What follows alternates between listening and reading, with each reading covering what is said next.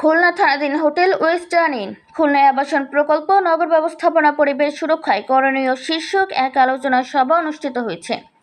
নগর উন্নয়ন, পরিবেশ সংরক্ষণ এবং টেকসই আবাসন ব্যবস্থা নিশ্চিতকরণের সচেতনতা বৃদ্ধির লক্ষ্যে সভার আয়োজন করা হয়।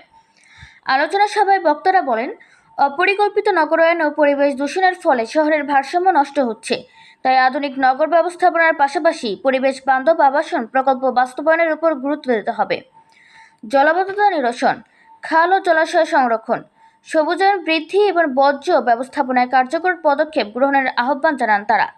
বক্তারা আরও বলেন, ভবিষ্যৎ প্রজন্মের জন্য একটি বাসযোগ্য নগর গড়ে তুলতে হবে সরকারি বেসরকারি প্রতিষ্ঠান, নগর পরিকল্পনাবিদ, পরিবেশবিদ ও সাধারণ জনগণকে সমন্বিতভাবে কাজ করতে হবে। উন্নয়ন কর্মকাণ্ড বাস্তবায়নের সময় পরিবেশের ক্ষতি কমিয়ে টেকসই পরিকল্পনার মাধ্যমে নগর ব্যবস্থাপনা পরিচালনার উপর জোর দেওয়া হয়। সবাই বিভিন্ন শ্রেণী পেশার প্রতিনিধি, নগর উন্নয়ন সংশ্লিষ্ট ব্যক্তি, পরিবেশ কর্মী ও গণমাধ্যম কর্মীরা উপস্থিত ছিলেন। অনুষ্ঠান শেষে পরিবেশ সুরক্ষা পরিকল্পিত নগরায়ন নিশ্চিত করতে সম্মিলিত উদ্যোগ গ্রহণের প্রত্যয় ব্যক্ত করা হয়। মিথিলা আক্তার, মেধা ডেস্ক রিপোর্ট, খুলনা সংবাদ।